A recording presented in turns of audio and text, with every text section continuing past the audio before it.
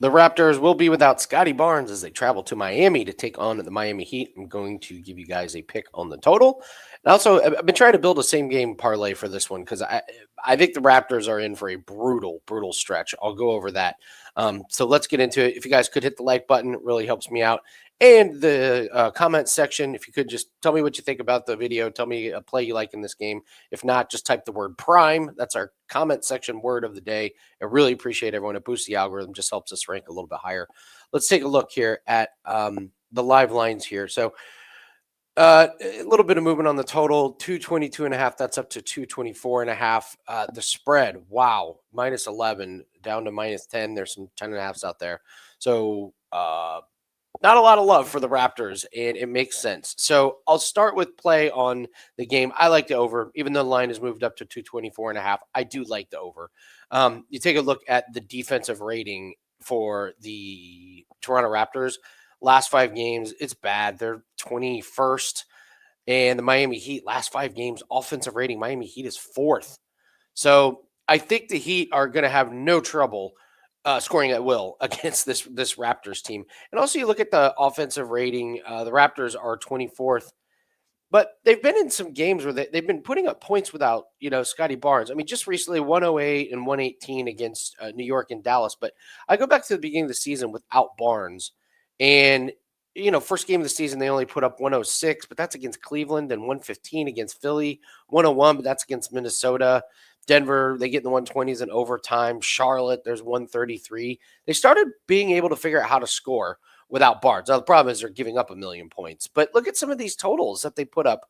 125, 131, 119, 107, 103 against the Clippers. But there's a Miami Heat team that has decent pace, and you look at some of their scores: 122 against Cleveland in a win, 121 against Phoenix in a win, 134 against Lakers in the win. So they're putting up points. I think the Heat are going to get a lot of the legwork on this over.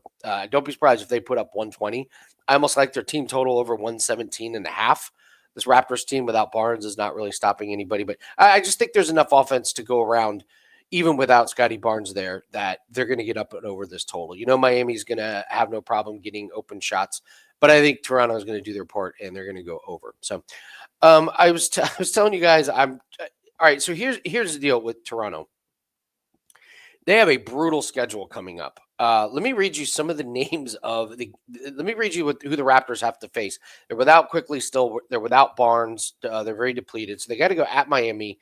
Then they get Chicago. They get a frisky Brooklyn Nets team, but then Rockets, Knicks, Grizzlies, Hawks, at Celtics, Nets again, Magic, Bucks, Knicks, Cavaliers, Pistons, Warriors, Celtics, Bucks, Magic, Hawks. That takes you to January 25th, and Barnes looks like he's going to be out for a few weeks. Quickly is nowhere near returning. Who knows how long that elbow injury is going to. This is going to be a rough stretch. There's a couple ways I think you can play it. First off, FanDuel has their win total this season at 26.5 right now. You could absolutely grab that. They have 7 wins on the season, so they would need to figure out how to win 20 more games for the rest of the season. And yikes, I'm not really seeing how they're going to be able to do that. That's one way to do it. And then I mentioned to you guys that I was looking at doing some kind of same game parlay.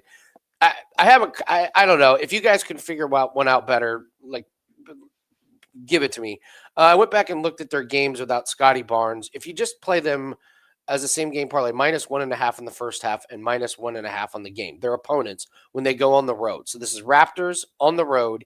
You take the home team -1.5 in both the first half and the final game. I think it's 7-2 without Barnes there. So there's something, but again, you're laying -200. I've been messing around with it for way longer than I really should have. But there's ways to make money fading this Toronto Raptors team. They're going to be in trouble.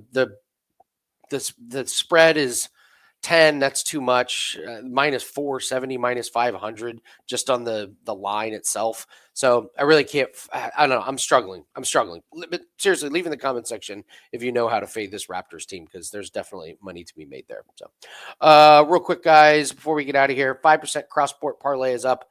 It's our bread and butter. I keep jumping up and down telling everyone, get our cross-sport parlays. When we have a cross-sport parlay, Go get it. We're 51-32 the last 365 days. And also, NHL best bet is up. When I get on these streaks, don't miss out, guys. Last 7 NHL plays, 6-1. That brings a record to 102-64 the last 2 seasons. But we are on fire. Easy cash in the NHL last night. I expect to do that again tonight.